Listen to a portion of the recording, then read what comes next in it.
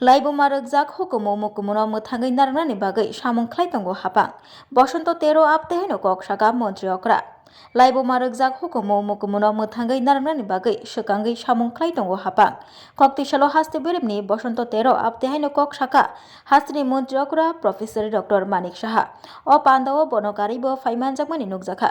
BJP haste kasko tei tabukni MP Rajiv Bhattacharya Agartala Municipal Corporation ni Mayor tei 7 Ramnagar constituency ni MLA Dipak Majumdar খবই জুদা জুদা আতঙ্ক তুলির টানের মধ্য দিয়ে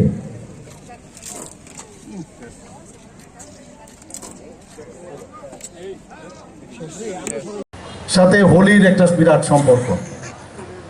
আমাদের বিদ্যা দেবী সরস্বতী দেবীর যখন পূজা হয় তার ঠিক 40 দিন বাদেই কিন্তু হোলি আরম্ভ হয়।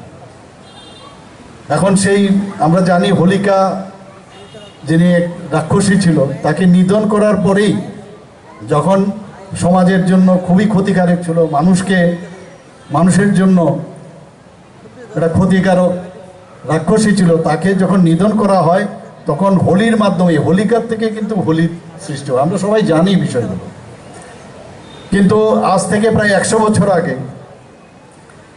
রবীন্দ্রনাথ ঠাকুর, আমরা সবাই জানি যে শান্তিনিকেতনে ওখানে যারা বসবাস করতেন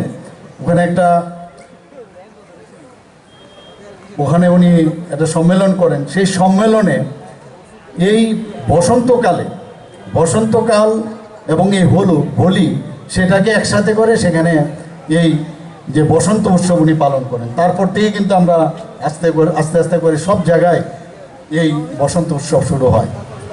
আমাদের সত্যিই আজকে রবি ঠাকুরের কথা না বললেই নয়। আমাদের কৃষ্টি সংস্কৃতি যাই বলি, রবীন্দ্রনাথ ঠাকুর যা আমাদের দিয়ে গেছেন এগুলো আজীবন চলবে, এখনও চলছে, আগেও চলছিল, এবং ওনার যে সৃষ্টি সেটাকে সামনে রেখে আমরা কিন্তু বেঁচে আছি।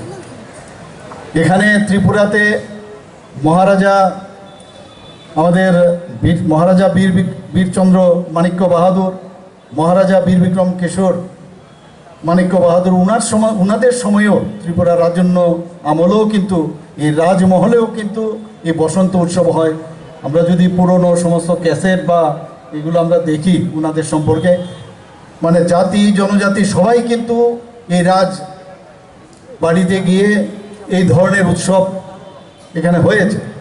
শুধু তাই নয়, উনাদের যে লেখা, উনাদের যে গান রচিত, এই মহারাজাদের যে রচিত সে ককবরক গান, সেটা কিন্তু এখনও ত্রিপুরাতে তখনও হয়েছে, গ্রামে গঞ্জে এই যে বসন্ত উৎসব সেটা কিন্তু তখনও হয়েছে, হোলি উৎসব করেছে, এবং সেইগুলো কিন্তু আমাদের ইতিহাস, এবং সেইগুলো আমাদের ভুললে চলবে না কোনো অবস্থায়। ত্রিপুরা সরকার আমরা চেষ্টা করছি। আমরা আগে দেখতাম যখন এই হোলি যখন হতো, যখন আমরা ধর্মনগর থেকে আসতাম ছোটবেলায় একদম, তখন দেখতাম রাস্তায় রাস্তায় এই আমাদের জনজাতি যারা আছে, বিশেষ করে মণিপুরীদের মধ্যে আমরা দেখতাম যে এই রং খেলাকে নিয়ে ওরা মাতোয়ারা ছিল। আমরা আজকে সবাই এখানে সমবেত হয়ে এই আনন্দ উৎসবে আমরা মেতে উঠব। বন্ধুগণ, আমার পূর্ববর্তী বক্তা মাননীয় মেয়র এবং বিশ্বজিৎ শীল মহোদয় বলছিলেন যে আগে বসন্ত উৎসব একটা ছোট্ট পরিসরে ঘরের মধ্যে সংগঠিত হতো, কিন্তু এইবার ওনারা একটা ব্যতিক্রমী সিদ্ধান্ত নিয়েছেন যে না, আমরা এইবার একটা খোলা মাঠে এবং আমরা আরও বেশি পার্টিসিপেন্টকে নিয়ে এবং সকলকে সঙ্গে নিয়ে আমরা এই উৎসবটাকে আরো বড় আকারে করব। আমি ধন্যবাদ জানাই যে আপনারা এরকম মানসিকতা নিয়ে, যে এই রঙের উৎসব মানে আনন্দের উৎসব, এই বসন্ত উৎসব মানে আনন্দের উৎসব, আপনারা এই সকলকে নিয়ে এই বড় পরিসরে যে করার উদ্যোগ নিয়েছেন তার জন্য আমি ধন্যবাদ জানাচ্ছি। ওনারা কেন চিন্তা ভাবনা করেছেন এই যে বড় পরিসরে এই উৎসবকে পালন করার জন্য? বড় পরিসরে কেন তারা চিন্তা ভাবনা করেছেন?